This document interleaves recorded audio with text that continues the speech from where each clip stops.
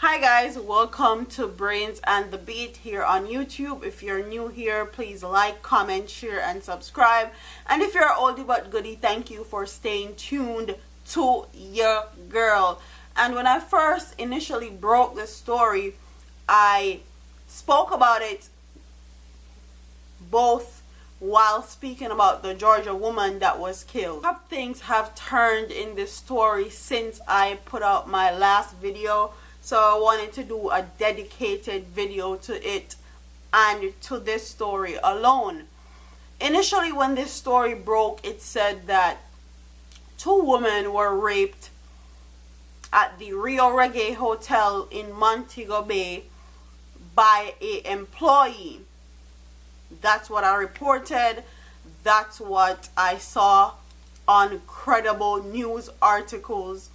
Then people came in my comment section and was telling me that I need to get my facts straight, that there's more to the story.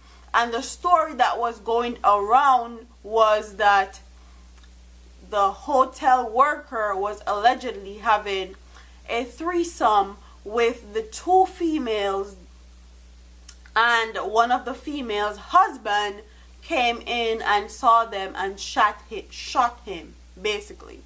And they're getting this news from a uncredible news site on the internet that's predominantly based on Facebook shares, that steals people icons from YouTube, crop them out and try to crop out their names. And that's the place that they're getting this information from, that holds no credibility at all whatsoever, that steals people icon from their YouTube videos and use them on their so-called news website. And then they come on people's channel like mine and my husband and tell us that we have our story wrong.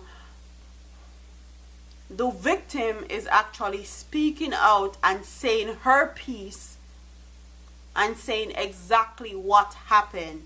And also, RIU Hotel is speaking out about the way that they hired this alleged rapist, because he was wanted in connection for a string of rapes. Not one rape, not two. A string or series of rapes. So I'm going to read this article, and it says, one of the American tourists who was allegedly sexually assaulted at the RIU Hotel in St. James last week is sharing details of the incident. The woman who shot the suspect says she is haunted by the incident. She told the Detroit Free Press newspaper that she wanted the attacker to pay for a night of hell that ended with her walking through the hotel half naked, finding her way to the reception desk and placing a gun on the counter. The woman who shot the suspect said that the gunman stormed into the room through the balcony door. And if you have a balcony, a lot of the times you leave your balcony door open so you can sit on your balcony, you can have a drink, or you can just sit there and just look out, breeze out. But that's neither here nor there. She said he demanded money, but she and her friend did not have any.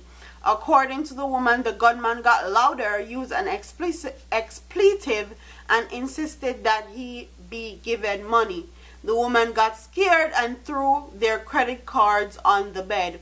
One offered to go to an ATM. According to the woman, the man cocked the gun. They screamed and pleaded to him not to kill them. The woman said the man then ordered them to turn the lights off and threatened to kill them if they did not. He eventually ordered them on the bed, where he raped them. And initially, they didn't report if he raped one of them or he raped both of them. But now we are knowing that he actually raped both. At one point, he set the gun down on the bed. The woman said she grabbed the gun and shot the man twice in his arm. He ran out the door and jumped off the balcony. Her roommate ran down the hall screaming, wearing only a top.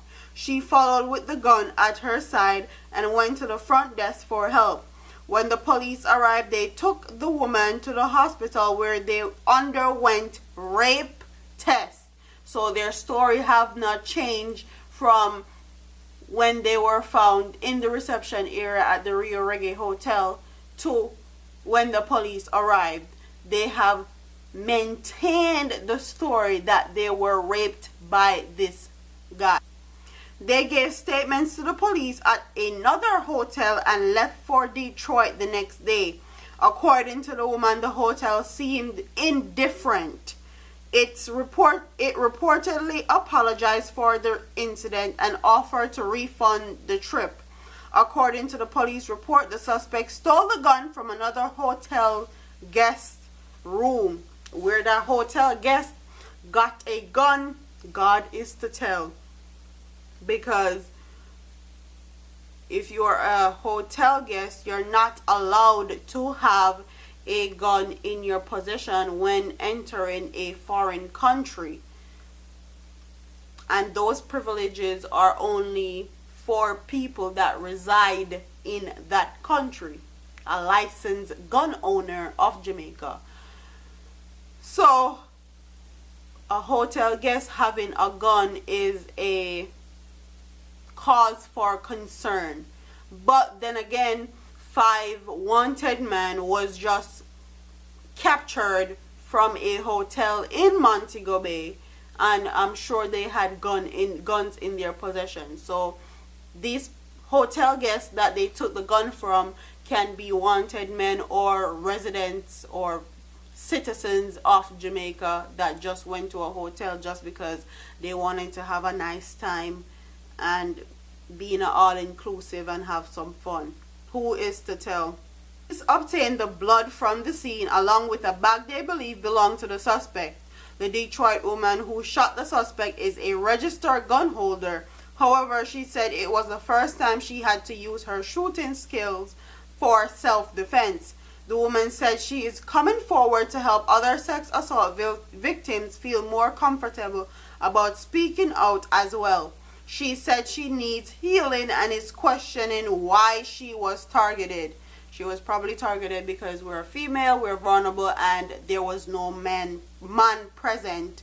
It was just 2 females, basically. The accused gives statements, and it says Demar Scott, the man under investigation in the alleged attack, has given a statement to the police denied that he raped the woman. Mr. Scott told investigators he was having consensual sex with the woman when one of them became jealous and pulled the firearm and shot him. His statement was collected on the weekend following his release from the hospital, so no one knows if this alleged rapist is still walking the streets free, because it doesn't say in these articles. They just say he gave a statement. And for everybody that was pushing the fake story that said that he was having sex with them and the husband come, even he himself in his statement said nothing like that happened. But let's continue. RIU defends hiring process. Meanwhile, RIU Hotel has defended its hiring processes after it was revealed that the suspect and the entertainment coordinator was named by the Manchester police as a person of interest 7 months ago.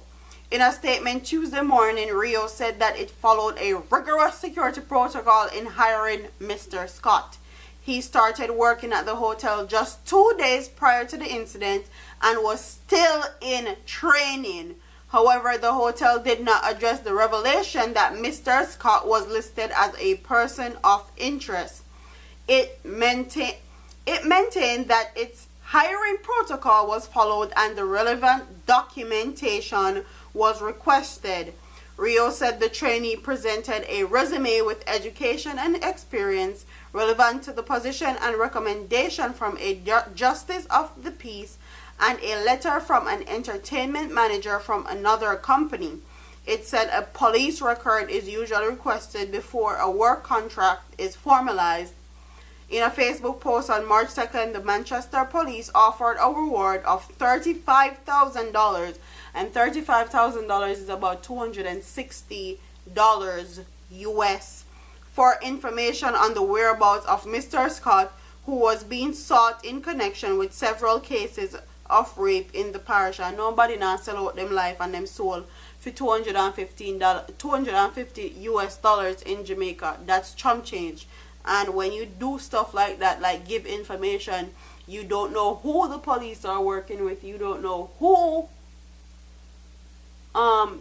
they're selling information to, and your life can be in jeopardy. So nobody now sell out them life and them soul for $250 US dollars.